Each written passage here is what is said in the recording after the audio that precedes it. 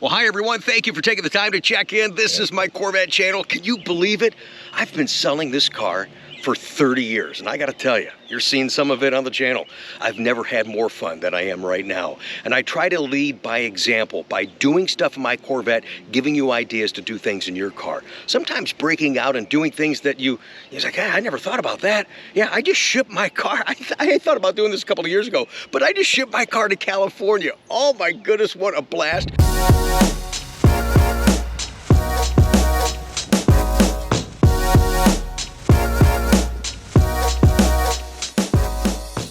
We have more highlights coming from the California trip, but really thank you again to Greg, because by him storing my car in a secure facility, it actually allowed us to create some of the memories you've seen already and some more still to come on the channel. However, yeah, he did do something to the car, and I want to share that with you in just a second. But again, I want to encourage you guys to really, truly get out there. Discover things in your car, discover new people and experiences and friendships, and just the memories we're making because of Corvette is so significant. And I guess I'm harping on that a little bit more because I'm getting my car back today. It's here, it's right over there.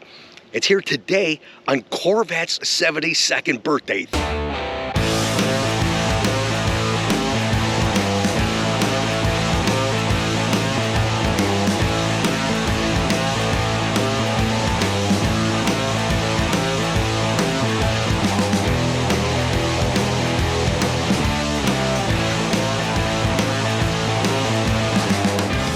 This is so cool and so special.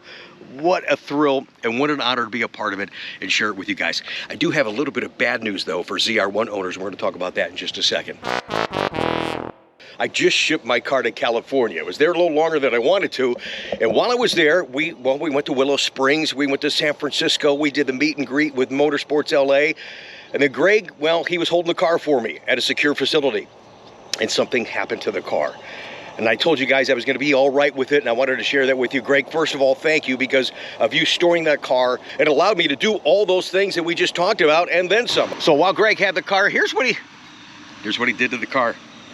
First, let me walk around and look at it.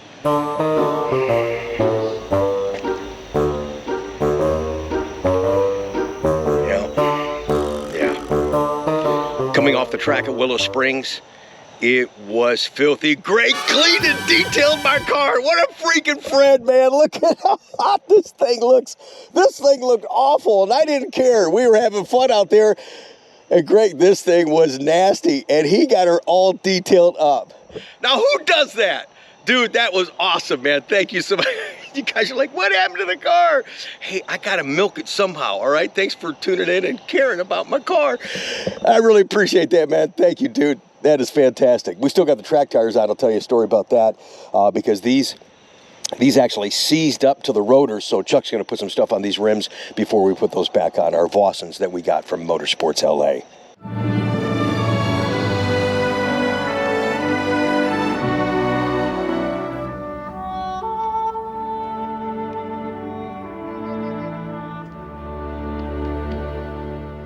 So once again, there's my baby. Thanks, Greg. I appreciate that. And it's so fun. I got to tell you a story about this. I don't know if Greg put this on here or if the shipper put that on there. I was so excited shipping my car to California, knowing that we were going to do what we've done. And again, more highlights to share with you guys. Let me just share this picture with you. You know what? Probably shouldn't. Because when I was in California getting the car, getting the jack out of the trunk, because of the hitch, I ended up pulling a hamstring, and it's still a little tender. I was taking the jack out. Greg said, hey, let me help you. Oh, no, I got it. And I was back here trying to lift the jack out of the trunk, and then there was a parking curb here in the garage that we had the car stored in, and of course the hitch is here. So I go like this, and I banged into the hitch. Then I tried not to drop the jack on the car, and the way I twisted, holding all that weight, I ended up pulling a hamstring injury that I had from 4 years ago when I tried to sprint and race my son Ryan, which I lost. So she is still really, really tender. So we're not going to do, maybe if I try on the other leg, because I am really excited that the car's back.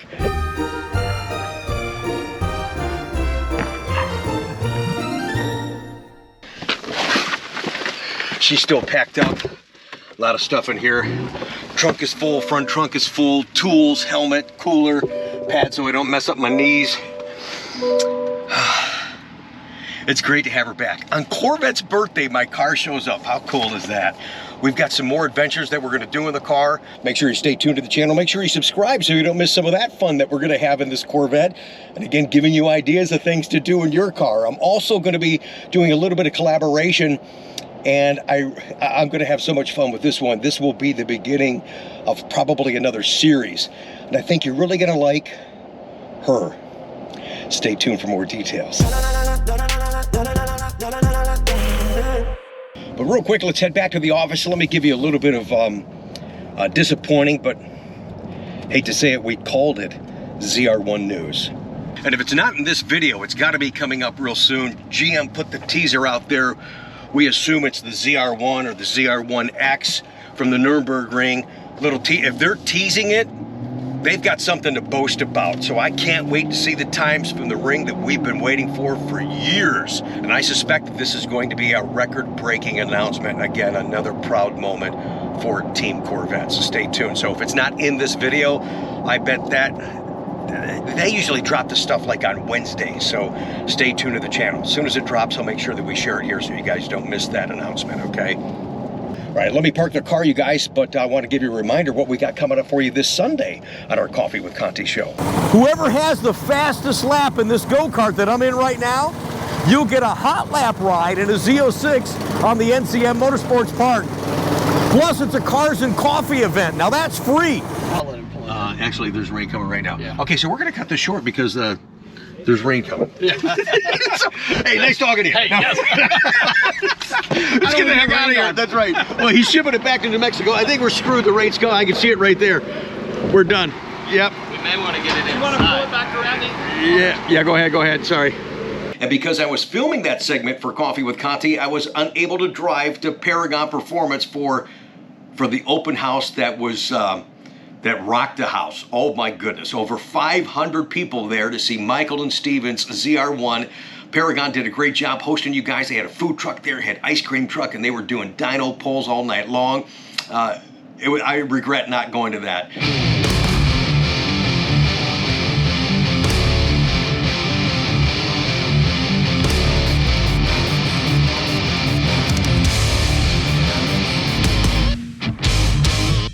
Thank you to so many people that did ask about me. I do appreciate that, guys. I'm glad you had a great time, and thank you again, Paragon, for hosting such an event.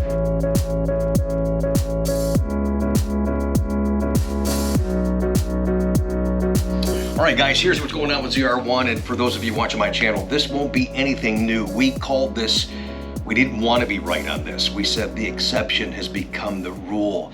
I've heard from many people, I mean the few people that actually got a ZR1 order, what was going on. Got this email from Adam just recently, wanted to share it with you. He says, Rick, good evening.